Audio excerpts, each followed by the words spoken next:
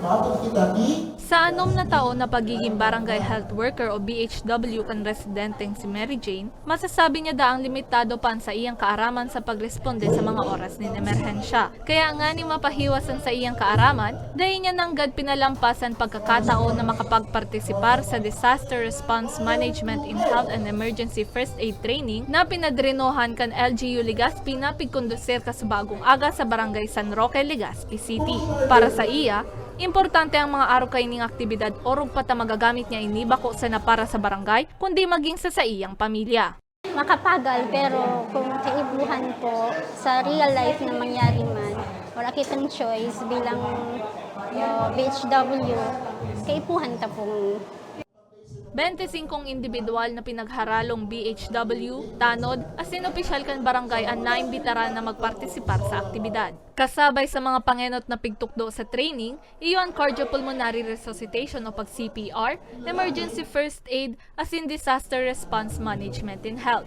Sigun sa Health Emergency Management Staff o HEMS Coordinator kan Legazpi City Health Office na si Ronald Joy Minya, obheto kan aktibidad na ininamatukduan ng mga partisipantes kan mga tamang paagi sa pagresponde sa mga oras o panahon ng emerhensya na makakatabang nanggad sa pagsalbar sa buhay ng tao. Ang objective nito is makapacitate ang barangay during disaster. For example, during typhoon, nandiyan na yung Mayon Volcano kapag nag-erupt, or any kind of man-made or sabihin pa natin na natural disaster. At least handa po ang barangay na tumulong and handa po sila mag-response. Labi man ang pasasalamat ni Punong Barangay Hill Atenton na nagkaigwanin arog kaining pa-training sa saindang lugar. Una po, malaki po ito sa amin tulong na matuto ang mga elected official at mga appointed official, lalo-lalo na po ngayon na panahon po ng mga nagdadatingan po mga bagyo at saka yung mga kadalasan nagkakaroon ng mga aksidente. Malaking tulong na natuto po kami sa pagbibigay ng first aid sa mga constituents o kaya sa iba pa mga mamamayan.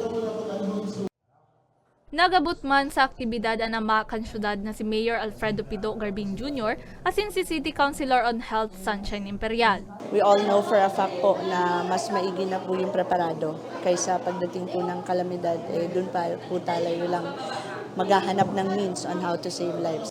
Mientras tanto, naging posible ang aktibidad sa pakikipagtabangan kan Department of Health Bicol.